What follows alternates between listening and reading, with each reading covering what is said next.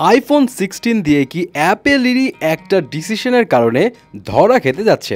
এখন ইতিমধ্যে সবাই জানে যে আইফোন 16-এর ভ্যারিয়েন্টসগুলোর খুব ইম্পর্টেন্ট সেলিং পয়েন্ট হচ্ছে অ্যাপেল ইন্টেলিজেন্স। অ্যান্ড অ্যাপেল ইন্টেলিজেন্সের থ্রু কি কুল ফিচার অ্যাভেলেবেল থাকবে, ক্যামেরাতেও কি কাজ করা যাবে, এইগুলোর ডিটেলস নিয়ে আরেকটা ভিডিওতে বলা আছে। কিন্তু এখানে অনেক টেক অ্যানালিস্টরা যেটা নিয়ে কনসার্ন সেটা হলো 2025-এর প্রথম অর্ধকেই অ্যাপেলের এই আইফোন 16 সিরিজের ডিমান্ড পড়ে যাবে অ্যান্ড একটা ধরাও খেতে পারে। কিন্তু কেন?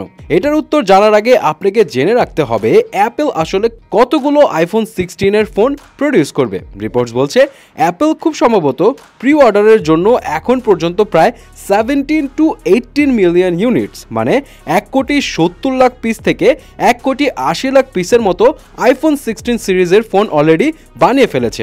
তার মধ্যে 26% হচ্ছে iPhone 16 and iPhone 16 plus, and 30% হচ্ছে আইফোন 16 প্রো অ্যান্ড 34% হচ্ছে iPhone 16 pro max. And Apple believe করছে 13 তারিখ থেকে যে প্রি অর্ডার শুরু হবে সেটা প্রচুর বুম করবে। আবার প্রি অর্ডারের সময় অ্যাপেল নানা রকম অফার দিবে আইফোনের আগের সিরিজের ফোন এক্সচেঞ্জের মাধ্যমে। অ্যান্ড ফোনের কন্ডিশনের উপর বেস করে $650 পর্যন্ত অফার পেতে পারে কাস্টমার। তবে এটা ছাড়াও বিভিন্ন টেলিকমিউনিকেশন ব্র্যান্ডের সার্ভিস নিলেও প্রায় $800 পর্যন্ত অফারে দেওয়া হবে। বাট এটা শুধু ইউএস কাস্টমারদের জন্য অ্যাভেলেবেল থাকবে। সো এত এক্সাইটিং অফার দেওয়ার পরেও অ্যাপেলের টোটাল আইফোন 16 বানানোর যে টার্গেট সেটা নিয়ে অনেকে কনসার্ন। কিছু রিপোর্টসে গুঞ্জন যে অ্যাপেল আইফোন 16-এর সব ভ্যারিয়েন্ট মিলিয়ে প্রায় 91 মিলিয়ন ইউনিটস, মানে প্রায় 9 কোটিরও বেশি পিস বানাবে, যেটা গত বছর আইফোন 15-এর থেকে 10% বেশি। অ্যান্ড অনেক অ্যানালিস্টরা বলছে এত সংখ্যক আইফোন 16 বানানো হয়তো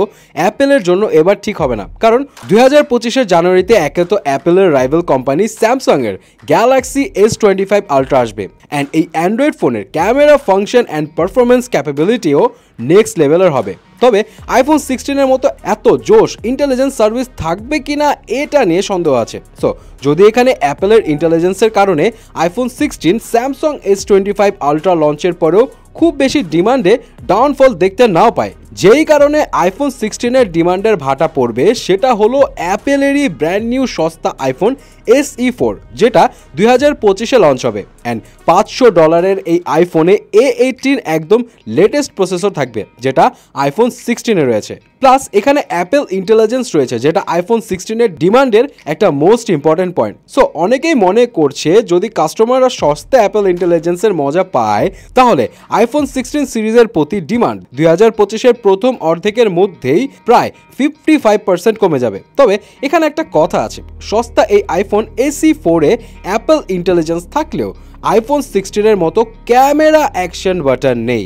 অ্যান্ড এই ক্যামেরা অ্যাকশন বাটনের কাজ কিন্তু অনেক ইন্টারেস্টিং। যাই হোক, একটা সমস্যা আছে, অ্যাপেল তাদের আইফোন 16-এর প্রোডাকশন আইফোন 15-এর থেকে বেশি বাড়িয়েছে বলে যেটা শোনা যাচ্ছে, সেটার পিছে একটা অন্যতম কারণ আছে। অ্যাপেল চাচ্ছে আইফোন 16-এর এই AI সার্ভিস দিয়ে তারা চায়নাতে তাদের হারানো দাপটের জায়গাটা একটু একটু করে দখল করবে, যেটা এখন হুয়াই দখল করে আছে। কিন্তু সমস্যা হলো অ্যাপেলের এই ইন্টেলিজেন্স সার্ভিস এখন শুধুমাত্র ইংলিশ ল্যাঙ্গুয়েজ ইউজারদের সাপোর্ট দিবে। চায়না আর জাপানের জন্য এই ইন্টেলিজেন্স সার্ভিস অ্যাভেলেবেল হতে হতে 2025 লেগে যেতে পারে। যাই হোক, তারপরও অ্যাপেল নিজেও এই সমস্ত ড্রব্যাকের ব্যাপারে মাস্ট জানে, অ্যান্ড তারা ডেফিনেটলি কোনো না কোনো ওয়ে বের করবেই বা অলরেডি করে রেখেছে।